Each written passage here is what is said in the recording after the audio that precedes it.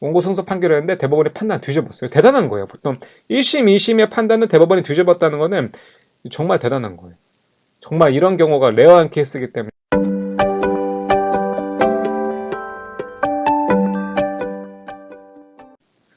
예, 안녕하세요 여러분. 오늘은 법도깨비 22번째 시간이고 임대차 분쟁에 대해서 얘기를 해볼 거예요.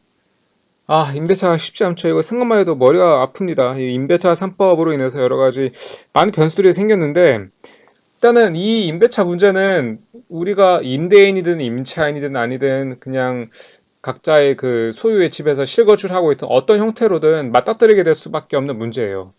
내가 1주택에서 실거주를 한다 하더라도 그 주택이 재건축 재개발이 됐을 때는 이주를 해서 어딘가에서 임차인으로 살다가 다시 들어가야 될 거고, 그게 아니라 어떤 자녀들의 이사라든지 교육, 그리고 개인의 어떤 직장 이동, 여러 가지 문제 때문에 나는 평생 이 집에서 죽을 때까지 실거주를 할 거야 라는 경우는 그렇게 많지 않을 겁니다. 그래서 오늘부터는 총 3번의 영상에 걸쳐서 임대차 분쟁에서 다뤄볼 건데요. 누구나 뻔히 아는 임대차에 대한 그 정말 뻔하게 뻔한 내용들 있잖아요. 뭐 전입신고를 받고 확정일자를 받으면은 우선 면제권이 생긴다. 이런 내용들은 다루지 않을 거예요. 다루지 않고 2020년부터 이제 시행된 이른바 임대차 3법 중에서 이 주택임대차 보호법 중에 핵심 부분들을 다룰 겁니다. 다룰 건데 마침 시기적절하게 최근에 대법원에서 이 임대차 분쟁 관련해서 굉장히 주목할 만한 판례들이 좀 소개가 됐어요. 그래가지고 한 2개 정도로 꼽아가지고 여러분들과 함께 공부를 해볼 거고요. 이 임대차 분쟁은 진짜 이거야말로 바로 생활법 영역이 아닌가 싶습니다. 뭐 폭행, 사기, 스토킹 이런 것들은 뭐 많이 발생하긴 하지만 사실 뭐 일반인들이 겪을 확률은 그렇게 높지는 않다고 봐죠. 임대차는 거의 99% 겪을 확률이 높고 임대차 이거 한번 정말 곤란한 상황이 발생할 수 있는데 이렇게 말씀드리면 안 되지만 이제 못된 임대인, 못된 임차인 걸리면은 진짜 답도 없어요. 법도 안 통하고 이게 참 이게 법이 통하는 나라인가 싶을 정도의 온갖 생각이 다 들고 저도 최근에 좀 비슷한 일을 겪어가지고 정말 힘들었습니다. 정말 힘들었어요. 이 그림을 보세요. 이 줄다리기예요, 줄다리기. 줄다리기인데 이 줄에 뭐가 묶여 있냐면은 이 주택이 묶여 있죠. 이 주택은 이게 뭐 자동차도 아니고 거의 몇 억대, 몇십억 대까지 하는 거의 우리 전 재산 혹은 전 재산 이상이 되기 때문에 우리 인생에서 너무나 중요한 거를 묶어놓고 지금 임대인과 임차인이 싸우고 있는 거죠. 이게 처음에는 정말 모르는 사람을 딱 들여가지고 살게 하는 게 이게 정말 어떤 사람이 걸릴지 알 수가 없는 거거든요. 그래서 이 상업법 영역에서는 이게 뭐 그렇다고 이걸 뭐 변호사한테 문의를 하자니 이런 것까지 변호사한테 문의를 해야 되냐 비용을 써야 되냐 나 가뜩이나 중개수수료 내지 세금 내지 뭐 관리비 내지 이 주택 문제 때문에 엄청나게 많은 비용을 지출하고 있는데 게다가 이자도 있지요. 그래서 이게 어떻게 보면 임대인과 임차인 사이로 나뉘어가지고 창과 방패의 싸움이 아닌가 싶기도 해요. 제가 이번 첫 번째 편에서는 임대인의 창 vs 임차인의 방패라 그랬는데 조금만 시각을 달리하면 임대인의 방패 vs 임차인의 창이거든요. 기본적으로 이제 임대차 문제에서는 우리 법령과 판례는 임차인을 조금 더 보호하는 데 방점이 찍혀 있습니다. 그러니까 특히 임대차 3법 같은 경우는 기본적으로 임차인을 더더욱 강하게 보호하기 위해서 만들어진 것이 입법 취지인데 과연 그렇게 잘 활용이 되고 있는지는 이제 뭐 의문이긴 합니다만 어쨌든 뭐 그 제 주관적 의견은 중요하지 않으니까. 자, 오늘 첫 번째 얘기는 뭐 할 거냐? 실거주의무 vs 계약갱신권 얘기할 거예요. 계약갱신권 많이 들어보셨죠? 자, 근데 요새 나온 그 재밌는 2가지 판결 중에서 하나가 바로 이 계약갱신권과 관련되어 있습니다. 여러분 그 계약갱신권은 이미 다 내용 다 아실 거예요. 이 계약갱신을 한 차례에 걸쳐서 할 수 있고 계약갱신할 때는 5% 이내에서만 차임 증감이 5% 이내에서만 올릴 수가 있고 또 뭐 계약갱신 하면은 언제든지 그 이후에는 2년으로 보긴 하지만 언제든지 퇴거 요청을 했을 때 3개월에는 나갈 수 있다. 하여튼 굉장히 임차인한테 유리하고 임차인의 가장 강력한 무기가 이 계약갱신권이 아닐 수가 없는데 이 계약갱신권이 항상 인정되는 아니라는 거죠. 자, 임대인 내 집에서 내가 살겠다. 실거주 할 테니까 나가주세요. 아니 내 집에서 내가 살겠다는데 어차피 우리가 계약기간도 끝났으면 당신이 나가야 되는 게 맞다 그래서 이 개정된 주택임대차보호법도 임대인의 실거주 사유에서는 임차인의 계약갱신권을 사용하지 못하도록 하고 있어요. 근데 중요한 게 뭐냐면 임대인이 실거주를 한다는 걸 어떻게 확인할 거냐는 거예요. 그러니까 이게 내 집이니까 내가 살겠다. 자, 내 집인 건 맞지. 왜? 등기부에 그 사람 이름이 올라가 있으니까. 근데 내가 살겠다. 실거주를 하겠다는 걸 어떻게 입증할 거냐. 그래서 임차인이 이렇게 얘기할 수 있어요. 진짜 실거주하는 거 맞으세요? 정말 실거주할 건지 한번 증명해 봐요. 자, 실거주할 거 맞으세요라고 물어보면 당연히 바보가 아니고서 아니 실거주한다고 방금 말씀드렸잖아요. 왜 똑같은 얘기를 두 번 반복해 하냐. 이렇게 나올 수가 있는데 중요한 건 증명해 봐요. 증명해 봐요. 그 말씀드린 최근 판결 핵심이 이 임대인이 실거주를 한다는 거를 누가 증명해야 되냐면은 임대인 본인이 스스로 적극적으로 증명해야 된다고 판결을 했습니다. 이게 굉장히 중요한 판결이에요. 굉장히 중요해요. 이게 법에서는 입증 책임이라는 게 있어요. 입증 책임이란 거는 기본적으로 이 법이란 게 이게 케이스까지 소송까지 갈 정도면은 이 대립되는 이해관계를 가진 대립하는 당사자가 있단 말이죠. 그러면은 그 당사자가 서로의 주장이 달라요. 사실관계도 다르고 법리에 대한 주장도 다르고 하여튼 원하는 게 정면으로 모순됩니다. A는 이걸 하고 싶어 하고 B는 이걸 하기 싫어요. 자, 그러면은 누구의 손을 들어줘야 될 거 아니야. 그럼 들어줘야 될 때 그 들어줘야 되는 그 논거에 해당하는 사유에 대한 입증 책임은 주장하는 사람이 지는 거예요. 우리가 이제 뭐 진중권 교수는 이런 분들이고 토론할 때 뭐 오모스페란디 이러잖아요. 그러니까 입증 책임은 주장하는 사람에게 있다. 이 실거주도 마찬가지예요.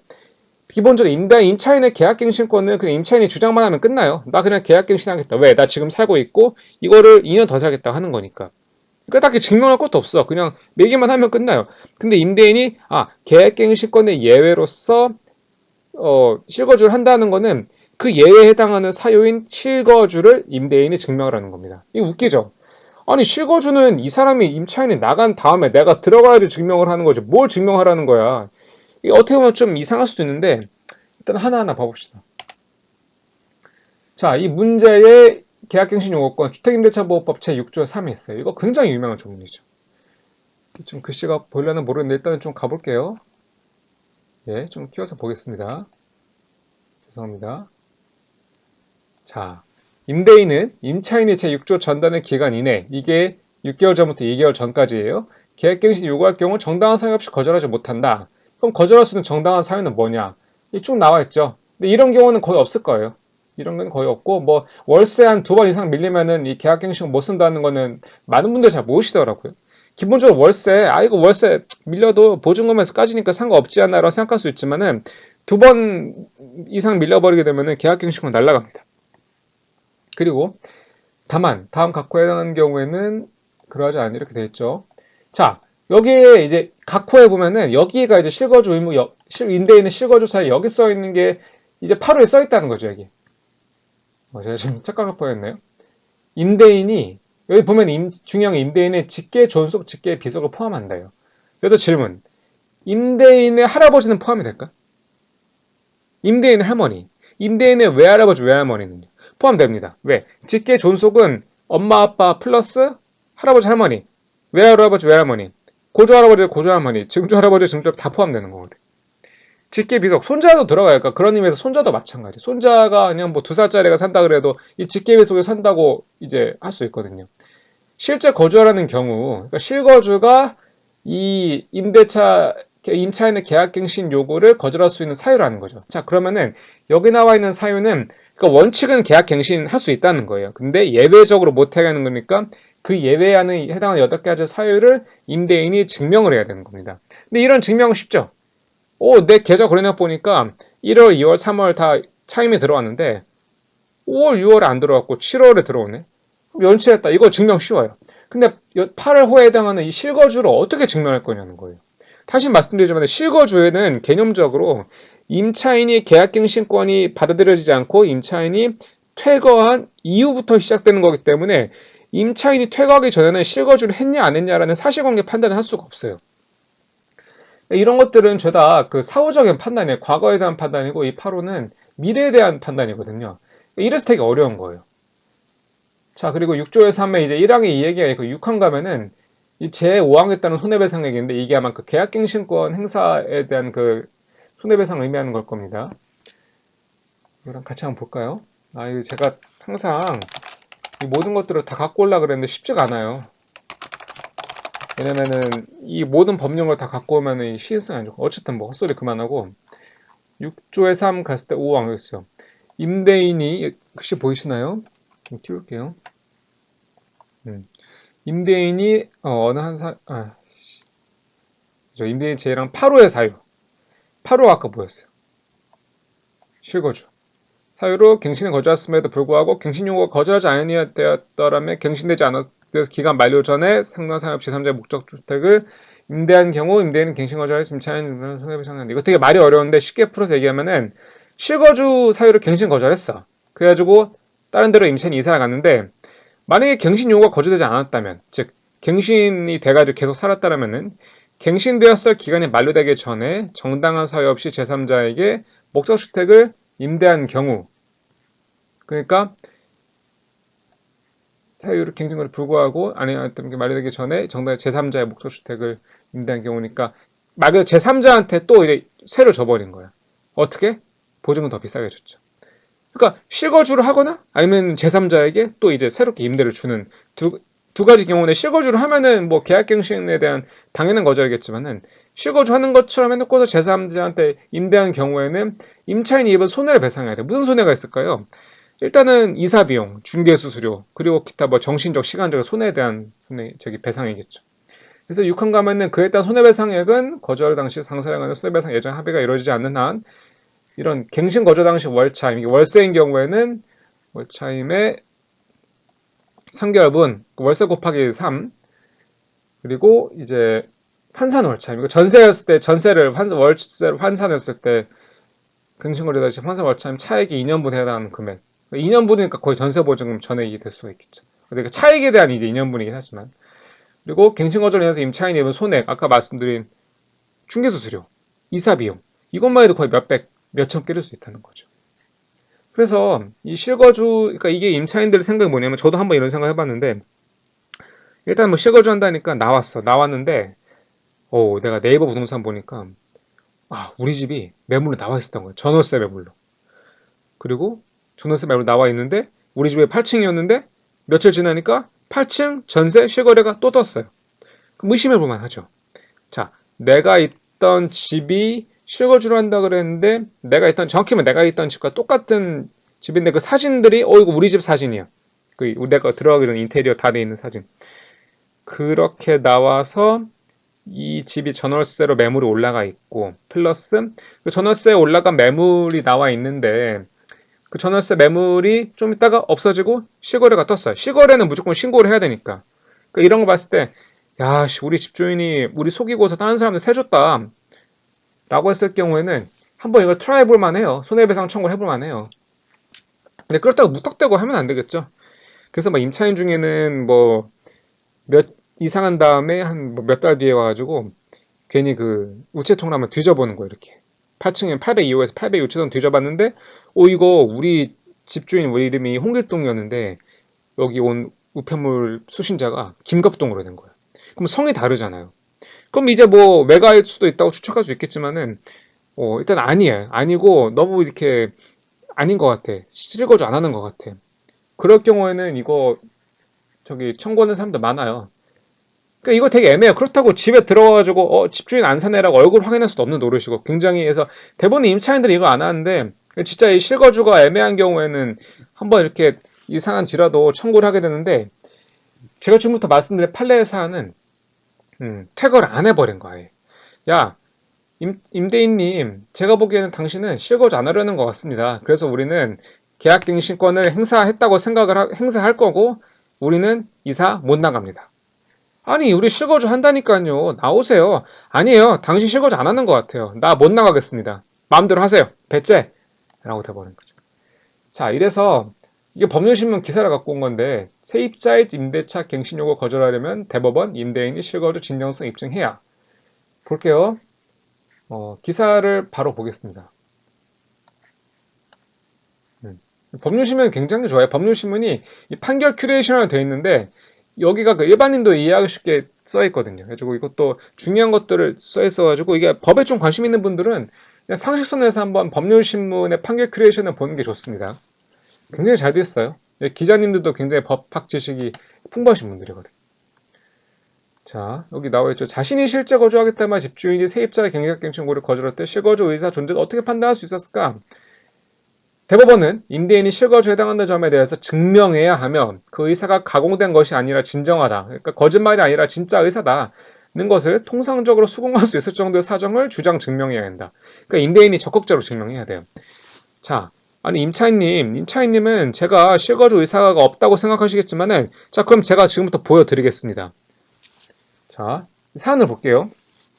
이게 건물 인도 소송이에요. 이 건물 인도 소송이 왜냐면은 임차인이 안 나간 거예요. 그러니까 통상적으로 임차인이 먼저 이사를 간 다음에 이렇게 우체통 한번 뒤져보면서 집주인 사고 있나라고 사후적으로 보는 게 아니라 애초에 당신은 실거주 안 하는 것 같아. 우리 집 못 돌려줘. 라고 인도 소송 이제 안 나가니까 임대인이 야 우리 들어가야 되니까 너 빨리 나와. 인도 소송을 해버린 거예요. 근데 이게 1심, 2심에서는 원고가 이겼어요. 그래서 원고가 누구이겠어요? 건물 인도를 청구했던 임대인입니다. 피고는 안 나가고 버텼던 임차인이죠. 자, 19년이니까 전세, 약간 역전세 후반 같거든요. 서초구의 아파트 보정 6억 3천. 되게 싸게 들어갔죠. 서초구에 어느 아파트인지 모르는 6억 3천이면은 나쁘지 않죠. 이게 또 보니까 뭐 배우자 자녀가 거주할 계획이라. 근데 이게 판결 전문을 보면 약간 좀 소형 아파트였던 것 같아요. 그러니까 이게 큰 아파트였으면은 배우자 자녀랑 같이 산다는 거 알겠는데 이게 거의 뭐 원투룸 되는 전용 뭐 40, 전용 40, 한 17평? 15평 정도 되는 거니까 아니 17평, 15평 아파트에서 갑자기 세 분이 산다고요? 라고 임차인이 좀 의심을 했던 것 같아요. 그래서 19년 3월 8일부터 2년간 임대하는 임대차 계약을 체결했고 A씨 측은 우리 나와 우리 뭐 와이프 그리고 자녀가 저주할 계획이다. 임대계약 갱신 안 됐으니 실거주니까 나와라고 했는데 B씨가 이 얘기 듣고서 계약갱신 요구했어요. 근데 A씨가 다시 아니 우리 실제 거주한다니까요 라고 거절했고 이후 A씨는 B씨가 안 나가니까 아파트 인도 자 임차인님 헛소리 하지 말고 나오세요. 자 분명히 말씀드렸습니다. 나, 와이프, 자녀 살 거라고요. 근데 1, 2심 모두 임차인한테 야 너 빨리 돌려줘 저기 이거 집 빨리 나가 그리고 너도 빨리 도저금 돌려받아 원고 승소 판결했는데 대법원이 판단 뒤집었어요. 대단한 거예요. 보통 1심, 2심의 판단은 대법원이 뒤집었다는 거는 정말 대단한 거예요. 정말 이런 경우가 레어한 케이스이기 때문에 이렇게 판결 큐레이션 나온 거고요. 자, 실제 거주한다는 해당하는 점에 대한 증명증 임대인에게 있다. 실제 거주한다는 의사는 임대인이 단순히 그런 의사를 표명했다고 해서 곧바로 인정될 수 없다. 단순히 말로는 안 된다는 거죠. 그리고 그 의사가 진정하다는 것을 통상적으로 수긍할 수 있을 정도의 사정. 그러니까 객관적인 사정을 갖고 오라는 거예요. 그럼 그런 의사 존재가 추인될 수 있을 것, 그런 의사 존재가 추정될 수 있다는 거예요. 그러니까 객관적인 사정을 일단 갖고 오고 그 사정으로부터 임대인이 실제로 거주한다는 의사를 우리가 객관적으로 판단하겠다라는 것이죠. 여기서부터가 진짜 중요합니다. 자, 키워서 볼게요. 임대인의 주거 상황, 임대인이나 그의 가족이나 직장 등 학교사의 사회적 환경, 임대인이 실제 거주하는 의사를 가지게 된 경위, 임대차 계약 갱신 요구 거절 전후 임대인의 사정, 임대인의 실제 거주 의사와 배치 모순되는 언동의 의무, 그러니까 말 바뀐 거, 행동 바뀐 거, 말과 행동 안 받는 거, 이런 언동으로 계약 갱신에 대해 형성된 임차인의 정당한 신뢰가 훼손될 여지가 있는지 여부, 임대인이 기존 주거지에서 목적주택을 이상하기 위한 준비의 유무 등 여러 사정을 종합하여 판단할 수 있다. 굉장히 자세하게 말했죠. 그러니까 쉽게 말하면은 너의 자녀는 송파구에 있는 중학교에 다니는데 이 아파트가 서초구였으니까 아니 뭐 전학을 물론 전학을 해서 올 수는 있겠지. 근데 전학한 거 맞아요? 라고 할 수 있는 거죠. 그럼 전학을 준비하고는 있습니까? 라고 물어볼 수 있는 거예요. 그리고 아니 분명히 제가 그때 여쭤봤을 때는 실거주 안 한다 그랬는데 갑자기 말 바꿔서 실거주 한다고 했으면은 나는 당신 못 믿겠다고 하는 거죠. 말 바뀐 거. 정말 중요한 거. A씨 측은 계약 만료 전에는 자신과 가족의 거주 예정이라고 했다가 소장에서는 본인 또는 본인 부모가 거주할 예정이라고 했는데 바뀐 주장에 대한 합리적 설명 없다는 거예요. 작은 아파트에서 3인 가족이 거주한다는 것도 모르겠는데 갑자기 부모님이 거주한다는? 본인 또는 본인 애매하죠. 왜냐면 이게 아마 아니 그렇게 작은 평수에서 3인 가족이 살 수 있습니까? 라고 임차인이 물어보니까 말 바꿔가지고 이거 우리 부모님 두 분만 산다 또는 나 혼자만 잠깐 있을 거다 라고 말을 바꾼 것 같아요. 왜 바뀌었는지에 대한 합리적 설명이 있다면 모르겠지만 그런 것도 없었어요. 그리고 A씨와 그 배우자는 이 사건 아파트 외 다른 지역주택도 소유하고 있어요. 다주택자였죠. A씨가 임대차 계약 갱신 거절을 할 무렵 A씨는 자녀 교육을 위해 다른 지역에 있는 주택에 자녀들과 함께 거주하고 있었고 그러니까 서초구에 아파트가 있었으면 송파구에 같이 있었다는 거예요. 송파구도 이 사람들의 그 소유 주택이었던 거죠. 그러니까 임차주택이야. 그러니까 전세를 빼서 전세로 이사가는 게 아니라 여기도 집이야, 여기도 집인데 여기 있는 집 뺏어 가는 거니까 여기는 이제 뭐 전세를 줄 수 있긴 하겠지만 어쨌든 주거 환경에서 상대적 여유가 있다는 거예요. A씨 배우자는 직업상 이유로 이 사건 아파트 인근에 단 아파트에 거주하고 있었다. 이게 아마 뭐 주민등록상 주소지에 그러니까 전입이 다른 데로 돼 있었나 봐요. 그리고 직업상 이유라고 하는 거 보니까 아마 그 저기 이 아파트 인근의 다른 아파트니까 너무 멀진 않지만 어쨌든 직업상 이유라니까 아마 뭐 좀 특이한 직업이었던 것 같아요. 그래서 뭐 학교 교수였다든지 아니면 뭐 의사 선생님이라든지 그런 것들. 그러니까 이들이 계약갱신 거절하고 이 사건 아파트에 거주하면 사정이 있었다고 보이진 않는다고 설명을 했어요. 또 자신의 부모가 지방에서 해당 아파트 근처에 있는 병원에 다녔는데 서초구에 있는 병원 근처니까 딱 느낌이 오죠. 강남 성모병원이겠죠. 앞으로 아파트에 거주하며 진료받기 위함이라고 했지만 A씨 부모의 외래 확인서를 보면 인근 병원에서 최근 11년 동안 1년에 1호 차례가량 통원 진료를 받았던 외에는 다른 내용이 없다. 그러니까 아니 무려 11년 동안 1년에 한 번에서 5번이면은 사실은 뭐 연로하신 분들은 2달 한 번 정도 병원 가는 거는 그렇게 레어한 케이스는 아니거든요. 자 그러면 1년에 한 번 5번 갔으면 이거 외래로도 요새 뭐 SRT 타고도 뭐 다 저기 서울에 있는 병원들 잘만 왔다 갔다 하시는데 이미 외래 진료를 성모병원에서 받긴 했겠지만은 이거를 굳이 여기 와가지고 입원을 아예 한 번 입원을 했지 1년에 한두 번 1년에 한 번에서 5번 병원 갈 정도 가기 위해서 이 좁은 아파트 이사 온다는 거는 좀 납득하기 어렵다는 거예요. 그럼 부모가 이 사건 거주 아파트에 거주할 목적으로 작성된 것을 보기 의심스러운 측면이 있다. 또 추측할게요. 이제 이거를 우리가 판례 원문에서 보겠습니다. 판례 원문 갑시다. 제가 준비를 해놨죠. 자, 이 판례 이렇게 돼 있어요, 여러분들. 아까 말한 건물 인도예요, 건물 인도. 네. 그 피고가 안 나갔거든요.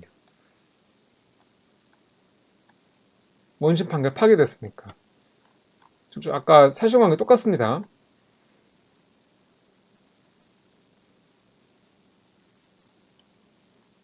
2020년 12월이니까 주택임대차보호법 개정된 거 시행 직후에서 굉장히 혼란스러웠던 때였던 것 같아요. 그래서 지금이라면 아마 조금 실거주한다고 하면은 웬만하면 좀 나가시는 것 같은데 일단은 야, 계약갱신권이라는 게 법이 밖에 생겼는데 갑자기 이걸 행사 못한다는 게 뭐 말이 되냐라고 해서 원고 피고 뭐 많이 혼란스러우셨던 것 같아요. 쭉 가보겠습니다. 쭉 아까 얘기 나왔죠? 뭐 지방에 있는 사람이 갑자기 뭐 나오냐. 그러니까 이게 결국 소장에서는 원고 또는 원고 부모가 거주할 주장했는데 그 이후에 제출된 서면에서는 원고 배우자가 이 사건 아파트에 거주하고 지방에 거주하던 원고 부모가 아파트 인근 다른 아파트에 거주할 계획했으나 피고들의 경유권은 발음에 불가피하게 원고 부모가 이 사건 아파트에 거주하였다고 주장하였다. 그러니까 아니 계약갱신을 요구했다는 사정만으로 실거주하선에 바뀐다는 거는 상식적으로 좀 이상하긴 하죠. 좀 더 확대해서. 그리고 다른 다주택자 있었고 자녀 교육을 다른 지역에 함께 거주하고 있었고 뭐 직업상 이유 이렇게 해가지고 원고와 자녀들이 다른 지역 생활을 청산하거나 이를 위하여 전학 또는 이사를 준비하고 있다는 사정도 없고 그러니까 전학 또는 이사를 준비하고 있다는 사정이 어떻게 보면 이제 사전적인 사정이겠죠.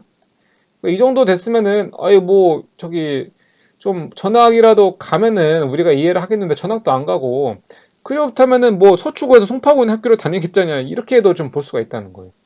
이 사건 단 아파트를 금매로 처분하겠다 원고 배우자는 처분하지 않은 채 여전히 거주하고 있다는 거예요. 그러니까 그 아파트를 처분하고 그 아파트 처분했으니까 이 아파트에 들어올 수밖에 없는 좀 필수적인 사정을 주장을 했겠지만은 그 주장을 뒷받침하는 논거로서 처분이 안 됐던 거죠. 물론 아파트가 안 팔리니까 못 처하겠다라고 하는 건데 보면은 금매로 처분하겠다고까지 했으니까 진정성 의심받게 된 거예요. 쭉 가볼게요. 이거 아까 병원 얘기했고 여기 또 재밌는 게 나온다. 골 때리는데 아주 이게 더구나 원고가 제출한 인테리어 견적서는 그 내용에 이 사건 아파트 인테리어 목적과 부합한다고 보기 어려운 내용도 있어서 이게 진짜 골 때리는데 이게 제가 뭐 사실관계를 바로 그러니까 제가 당사자가 아니기 때문에 말씀드리 조심스러운데 쉽게 이렇게 보시면 돼요. 이게 지금 약간 소형 아파트였던 것 같아요. 6억 3천에 보증금했으니까. 근데 인테리어를 하겠다. 자, 우리가 임차인 내보내고 실거주할 때 좀 수리해서 우리가 들어와서 실거주 할 거다. 우리 진짜 실거주 할 거고 실거주를 위한 인테리어 견적서도 증거로 제출한 거죠, 원고가. 근데 인테리어 견적서에는 엄청 견적들이 이제 비싸게 되어 있는 거예요. 거의 막 5, 6천 되고 뭐 아트월 설치하고 난리가 났는데 소형 아파트에 그렇게 인테리어가 아무리 황제 인테리어 한다 해도 그렇게 견적이 많이 나오나요? 요새 보통 25평 인테리어 견적 잡을 때 2천에서 3천 사이 하는 것 같은데 17평짜리 아파트, 20평 초반대 아파트 인테리어 견적이 5, 6천 한다고 하면은 이거는 그러니까 인테리어 견적서를 허위로 제출했다든가 자기들이 원고들이 보유하고 있는 다른 대형 아파트 인테리어 견적서를 그냥 약간 좀 이렇게 만연하게 낸 거죠. 네, 나이브하게 낸 거로 본 것 같아요. 그러니까 아니 이 아파트 딱 이 해당하는 아파트 인테리어 견적서가 돼야지 엉뚱한 견적서를 갖고 와서 이 아파트 실거주를 한다고 하면 누가 믿겠냐는 거죠. 그래서 보면은 쭉쭉 가면은 통상적으로 수긍했어요. 통상적으로. 그러니까 그냥 목소리 크다 읽는 게 아니라 객관적으로 수긍이 돼야 되는데 쭉 보면은 이게 정말 이런 사정들 종합해 심리를 봤을 때 원고나 원고 부모 이거 지금 주체가 명확하지도 않아요. 누가 실제 거주할 의사가 가공된 것이 아니라는 것을 통상적으로 수긍할 건지 원심들이 판단했어야 됐는데 원심들이 그런 거 안 하고 실거주한다는 원고의 말을 너무 쉽게 믿는 게 아니냐. 이런 경우에는 실제로 일단 피고 입장에서는 사정을 모르잖아요. 모르니까 이렇게 계속 말이 바뀌고 뭐 처분하겠다는 거 처분도 안 하고 원고 그러니까 임대인 본인이 사겠다 그랬다가 가족을 사겠다 그랬다가 부모가 사겠다 그랬다가 병원도 뭐 1년에 뭐 자주 가지도 않는 병원을 다니려고 아파트 병원인 옆에 있는 아파트로 그렇게 따지면 서초구는 강남 서초에 있는 모든 아파트가 다 병원을 위한 아파트가 될 수 있는 거죠. 그래서 실제로 이 원고가 이분이 실거주 의사가 없지도 않았을 거예요. 약간은 제가 봤을 때는 일단은 임차인 내보내고 어떻게 할지 좀 다주택도 좀 정리도 하고 어떻게 할지 좀 고민을 해보다가 일단은 어쨌든 뭐 이거를 내가 실거주를 할 수도 있고 아니면은 어쨌든 내보내고 인테리어 한 다음에 공시 상태를 팔면은 좀 잘 팔릴 수가 있으니까 그런 상황에서 좀 매도를 시도해 본 게 아닌가 여러 가지 좀 포트폴리오를 구성하지 않나 싶은데 일단은 이 퇴거부터 안 해버리니까 원고도 많이 좀 황당했겠죠. 더군다나 다시 말씀드리지만 이때는 언제야? 2019년에서 20년 넘어가는 때예요. 그러니까 그때 넘어가는 때인데 이런 상황에서 어 약간 계약갱신 요구라는 게 생겼다는데 실거주를 한다고 하면은 나간다고 하니까 그냥 나 실거주 할 테니까 나가라고 좀 약간 좀 전략적으로 접근을 못 하신 것 같아요 원고가. 이게 누가 잘했냐 잘못했냐 싸움이 아닌 거는 뭐 굳이 제가 말씀 안 드려도 아시겠죠. 근데 어쨌든 피고도 대단하신 게 어쨌든 법에 실거주 할 때 나가야 된다고 되어 있으니까 웬만하면 나갈 법한데 대법원 판결까지 가고 1심, 2심에서 패소해 또 대법원까지 좀 상고를 한 게 정말 어떻게 보면은 뚝심 있는 분인 것 같아요. 뭐 그런 행동들이 좀 사회적으로 어떻게 비춰질지도 모르겠지만 결국 대법원에서 인정을 받았고 또 제가 피고를 할지라도 임대인 말이 너무 바뀌니까 조금 믿지 못하지 않았을까. 이게 통상적으로 수긍할 수 있는 사정이라면 좀 보기 어렵죠. 여러분들이 보기에도. 사실 원래 자료 돌아오면은 이게 건물 인도 소송이 굉장히 짜증납니다, 여러분들. 이게 뭐 소가도 높고요. 변호사들, 차라리 다 변호사들이 이렇게. 근데 지금 보면 원고는 제가 보기에는 원고는 소송 대리인이 없어요. 이 말은 뭐냐면 원고가 변호사를 안 쓰고 소송을 했다는 거고 피고는 이제 소송 대리인 변호사를 썼어요. 그러니까 피고 입장에서는 변호사 비용까지 들였는데 1심, 2심 다시니까 좀 많이 그렇겠죠. 근데 어쨌든 대법원에서 이겼기 때문에 하여튼 이 변호사님 입장에서도 굉장히 뜻깊은 판결이 되지 않았을까라고 생각을 하고 다시 우리가 원래 핵심으로 돌아오면은 이게 여러분도 어쨌든 임차인이든 임대인이든 간에 이 계약갱신이 다가오면 굉장히 머리가 아파지는데 어쨌든 계약갱신 했을 때는 기본적으로는 임대인 입장에서는 이 정도를 증명할 각오를 가져야 된다는 거죠. 그래서 단순히 이거 내가 실거주할 수도 있고 아니면은 좀 있다가 한 뭐 3개월 대충 들어가서 있다가 한 3개월 뒤에 막 매도 시도해 보지 이게 안 됩니다. 이게 안 돼요. 저도 그런 생각을 했었어요. 했는데 이렇게 이 판결 보니까 못 하겠더라고. 이거 이렇게 되면은 우리 가족 관계도 오픈해야 되고 우리 부모님 관계도 오픈해야 되고 우리 나와 내 배우자 직업도 오픈해야 되고 막 골치 아파요. 근데 어떻게 하겠습니까? 이 임대차에 대한 그 법령과 판례 다시 말씀드리지만은 임차인을 보호하기 위해서 만들어진 거고 그렇다 임대인을 뭐 내팽개치는 것도 아니지만은 같은 값이면은 무조건 임차인을 보호하게끔 설계가 돼 있기 때문에 임대인으로서는 이 정도는 정말 증명을 해야 됩니다. 골치 아프죠. 반대로 임차인 입장에서는 트라이 해볼 만해요, 충분히. 일단은 실거주 한다고 했을 때 지레 겁먹고, 뭐, 알겠습니다. 저 나갈게요. 뭐, 더 이사 갈 만한 좋은 집이 있으면 알아보셔야 되지만은, 그 중개수수료랑 이사비 이런 것들 돈 들잖아요. 그러니까, 이거 뭐 제가 임대인님 제가 뭐 귀찮게 해드리는 건 아니지만은, 이런 판례가 있고, 실거주한다는 사정을 좀 알려주셨으면 좋겠습니다. 어떻게 실거주하실 건지, 이거 나중에 법정 다툼을 좀 예방을 위해서라도 조금 이 정도는 좀 오픈해 주셨으면 합니다 했을 때는, 이 판결을 아는 임대인이라면 오픈을 할 겁니다. 처음부터 전략적으로, 물론 거짓말해서 안 되겠지만은, 자, 뭐 저도 프라이버시가 있긴 하지만은 저도 대법원 판결을 알기 때문에 저희는 어떤 일을 하고 있고 저희 직장 어느 쪽이고, 지금 살고 있는 곳은 직장에서 너무 멀다, 그래서 나는 이쪽으로 들어갈 거고, 지금 이 집이 25평인데 좀 비좁긴 하지만 우리가 애가 하나라 가지고 확장 공사를 해가지고 3명을 살 것 같다. 그래서 아마 인테리어 견적서도 확장 공사까지 포함해서 이 아파트에 대한 인테리어 견적서를 동네 인테리어 방에 아마 맡길 것 같다. 그리고 또 우리 애는 어디 학교를 다닌다, 지금 있는 학교에서 아마 전학을 할 것 같다. 전학을 바로 못 시켜도 한두 달 라이드를 하다가 학력 올라가서 종합식 이후에 전학을 시킬 수도 있겠다. 이런 것들은 개인정보 오픈하는 거에 짜증나긴 하지만은 얘기해줘야 됩니다. 왜? 다시 증명 책임은, 입증 책임은 임대인에게 있거든요. 실거래 진정성을 임대인이 입증을 해야 되기 때문이에요. 그러니까 이렇게, 이거 임차인 입장에서 이렇게 얘기를 조리 있게 하는 임대인을 만나면은 웬만해서는 이거는 실거주 인정될 겁니다. 이게 입증 책임이 있다는 거지, 또 입증을 하면은 끝내보는 거거든요. 아무리 임대차 보호법이 임차인을 보호하고 있다고 하지만은 분명히 법문에 임대인 직계존속 존비속 포함해서 실계 거주하라는 경우를 명시적으로 이 계약갱신권을 저지할 수 있는 정당한 사유로 규정을 해놨거든. 이거를 깰 수가 없단 말이에요. 그러니까 이거를, 이 대법원 판결에서는 이거를 제대로 입증을 못했기 때문에 깨진 거지만은, 이거 제대로 입증하는 순간은 임대인이 이기는 거예요. 무슨 말씀인지 아시겠죠? 이런 내용들은 사실은 이 영상을 누가 보실지 모르겠지만은, 만약 이 영상을 보시는 분 중에서 공인중개사나 아니면 중개보조원에 계시다면은 이 판결을 반드시 숙지하시기 바랍니다. 반드시 숙지하시고, 보통 임대인 임차인에 직접 연락하는 경우도 있지만 부동산 통해서 연락하는 경우도 있거든요. 그러니까 이거는, 이런 경우는 그 중개하시는 분들 입장에서는 판결을 잘 숙지해가지고 설득을 시켜야 돼요. 설득을 시켜서, 뭐 이러이러한 경우에는 다 입증을 하셔야 되고, 이거 개인정보 오픈한다고 너무 기분 나쁘게 생각하시지 마라, 이거 입증하셔야 된다. 그리고 반대 입차인 입증에서는 임대인이 이 정도 입증했으면은 이거 임대인이 입증을 했다고 봐야 된다. 통상적으로 수긍할 수 있는 사정이다. 내가 봐도 수긍이 된다. 그러니까 미련 없이 다른 집 알아봐라 라고 정확하게 고지를 하는 것이 또 중개하시는 분들의 임무가 아닐까 합니다. 재밌죠, 여러분들? 되게 골 때리지만 또 재밌어요.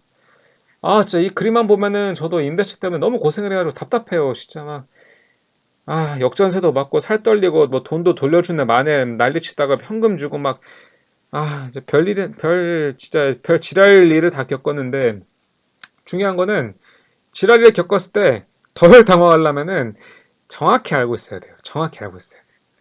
그래서 오늘은 임대차 분쟁, 이거 서막에 불과합니다. 서막에 불과하고, 이제 총 3부작으로 연재를 할 거예요. 연재를 할 거고, 영상 꼭 잘 봐주세요. 다음번에는 더 골 때리는 거 나와요, 진짜.